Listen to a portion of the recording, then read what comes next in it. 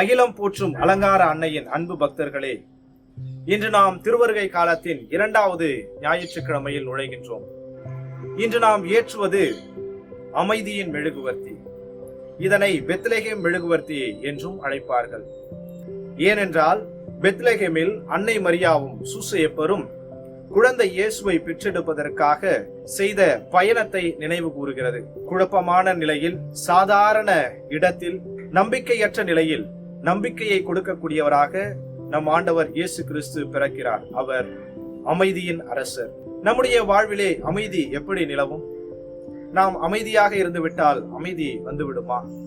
நம்முடைய உள்ளத்தில் இருக்கக்கூடிய குழப்பங்கள், கவலைகள், வேதனைகள் அனைத்தையும் தூக்கி எறிந்துவிட்டு மற்றவர்களோடு அன்பு பாராட்டி, சகோதரத்துவ உணர்வோடு உறவு பாராட்டி நாம் வாழும் பொழுது நீதியான, சமத்துவமான, அமைதியான சமூகம் நம்மால் காண முடியும். அத்தகைய ஒரு அமைதியான சமூகத்தை நமக்கு கொடுக்க பிறந்தவர் நம் அமைதியின் அரசர் இயேசு கிறிஸ்து.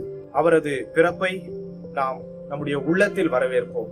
நம் உள்ளமும் நாம் வாழும் சமூகமும் பெத்லகேமாக நம்பிக்கை கொடுக்கக்கூடிய பிறப்பாக இருக்க அவருடைய அருளை வேண்டுவோம்.